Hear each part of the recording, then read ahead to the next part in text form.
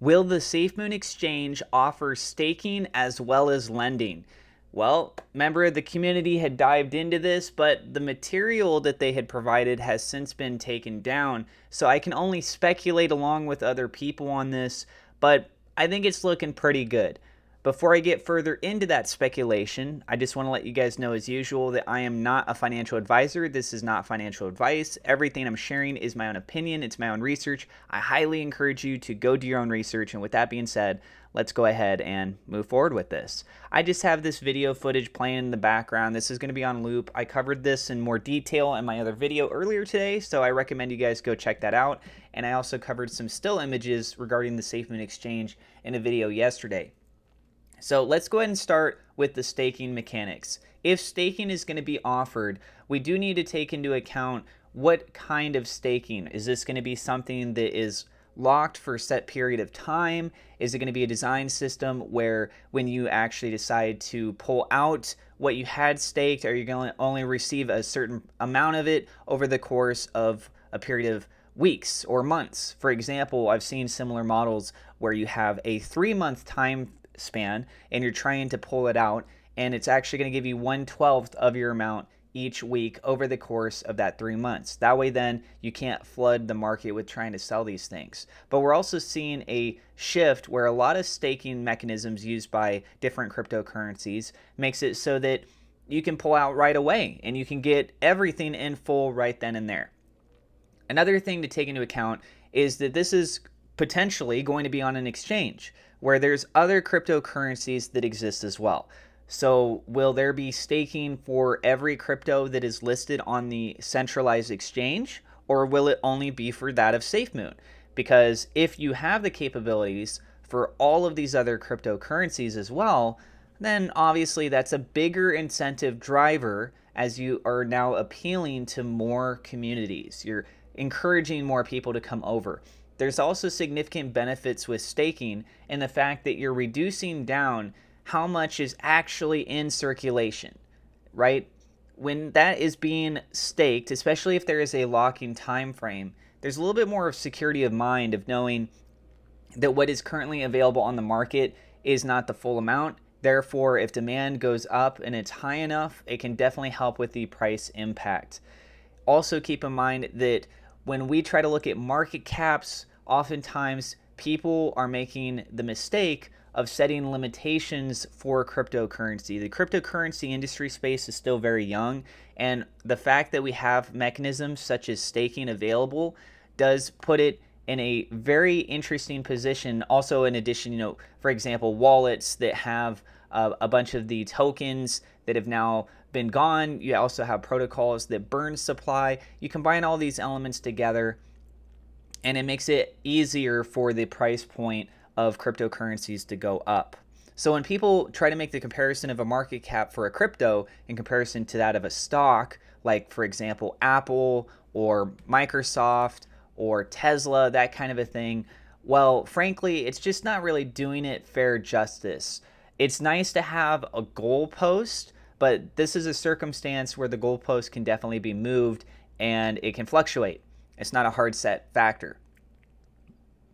So because of that, we could end up seeing cryptocurrencies with market caps that exceeds that of Apple or Microsoft or Tesla in the future. I'm not saying by any means that this will happen overnight, but I believe mechanisms such as staking will help contribute towards that.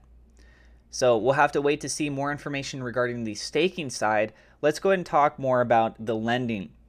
So lending is something that has been quite prominent in things on platform exchanges such as BlockFi or Celsius. I do have a BlockFi referral link if you guys would like to check that out.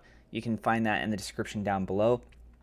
But essentially, this creates an opportunity where people can be able to get a loan in fiat off of their crypto without actually having to sell it. You may ask yourselves, well, why would you do that?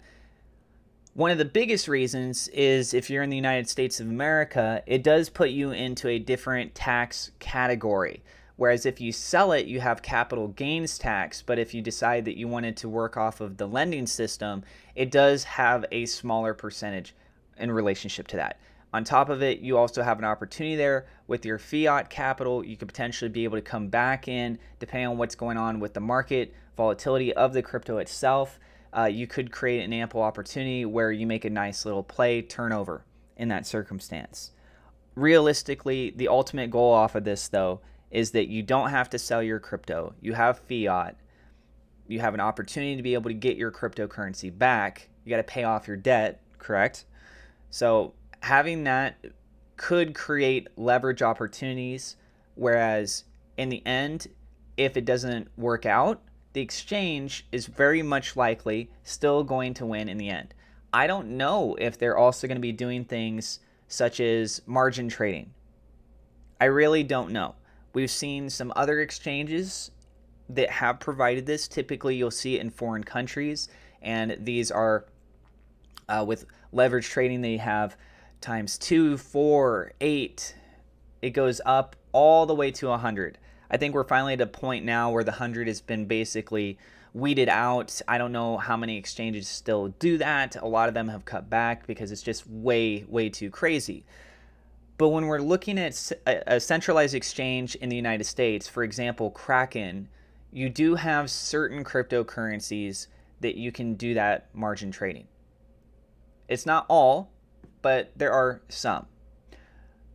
We might see that come into play over here too for SafeMoon. How high that will be, we'll have to wait to see.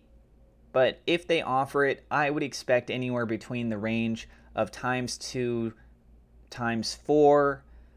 At most, I would expect would be a times 8 or times 10 kind of a circumstance. But I have a feeling that if they add it, it would be more around the range of 4 to 6 times. So those elements could be in play in the near future. And if you have this set up in a design system with the SafeMoon swap partners as a set priority, and you keep your main cryptos also, your Bitcoin, your Ethereum, your Cardano, and that such, potentially AVAX from what we've been seeing in a little teaser trailer video stuff here, it could be an absolutely amazing opportunity for people to come over to the platform and be able to experience more than just the basics of buy and sell. And to think that as a technology-based company with what they're looking to roll out, I think that there's a high likelihood we could see these kinds of features. Maybe not in the initial launch, because please keep in mind the SafeMoon community has a history of kind of breaking things with their launches. And for something like this, security is very much paramount. They are doing testing with things right now. It's taken quite a long time just for us to get to this point where it looks like the exchange very well could be right around the corner. It's not a guarantee, but it's looking a lot more likely now than it ever has been. You guys are seeing actual video footage of a navigation through a centralized exchange. So with all that being said, we'll have to wait and see how things play out. But from a development standpoint, things are looking good.